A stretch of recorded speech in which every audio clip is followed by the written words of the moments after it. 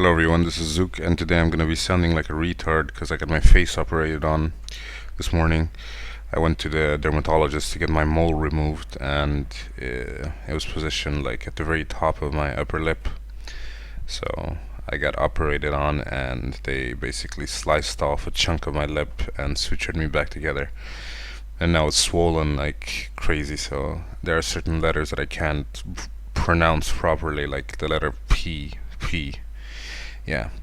Anyway, in case you are gonna be wondering why I sound like a moron, that's the reason.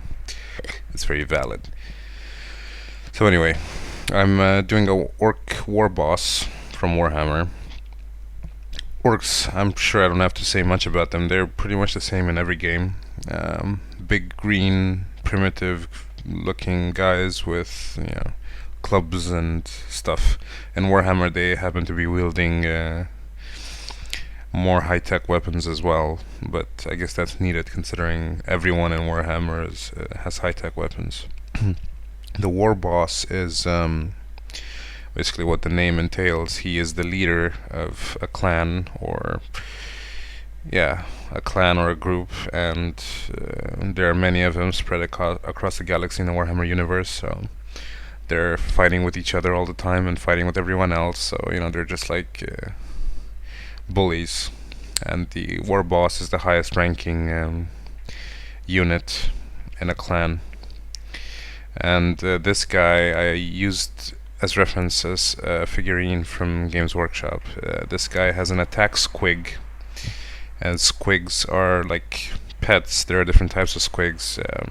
Some of them are for fighting, all of them are raised for eating, basically. Apparently squigs are the orcs' main food source, but some of them are used as pets in combat as well, so this would be one of them. I'm sure if you look for the figurine in Games Workshop, you'll see there are certain things I changed about him, but a lot of it's the same.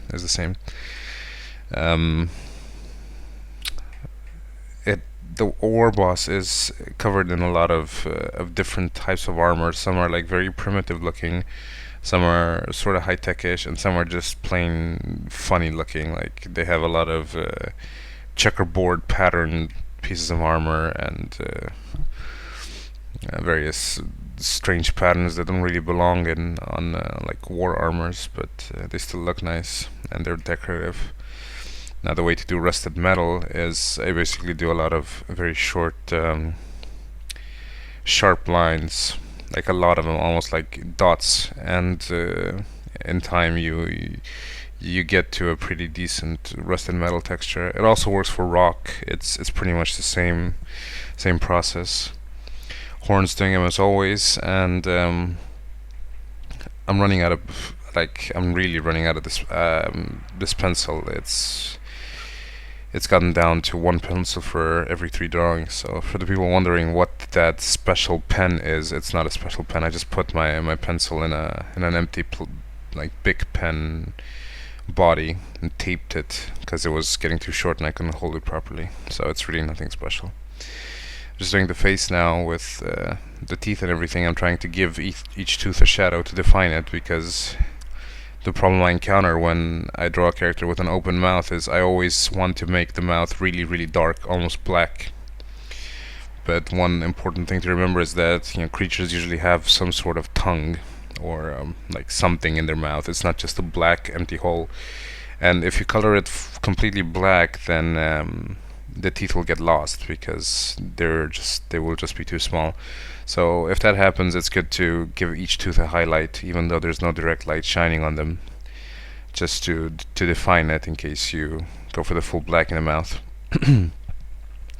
Now I'm doing the weapon and just improvising a lot of various techie stuffs and like rusted metal texture and everything, just trying to alternate a bit. I don't know what the weapon is called. I'm sure some people will know. I only looked up the basics regarding this race because it wasn't there's not much else to say. Everyone knows orcs. They're from Warcraft, World of Warcraft. They're all over the place. They're used in like almost every game that involves fantasy and whatnot, so they're pretty standard. But yeah, the war boss, I thought it looked cooler than some of the other characters viewers suggested. just because it had the extra pet as well, and a kind of nice looking Viking-ish sort of armor. I'm just doing a necklace of teeth there and a skull in the middle, and I'm attaching, this wasn't on the figurine, but I decided to put it in. I'm attaching a shield that's hanging around his neck that's in the same shape as the standard he's holding, like that very primitive looking skull. And then I'm just drawing some bones, like they are tied to each other under it, just hanging off there as trophies or war decorations or whatever. But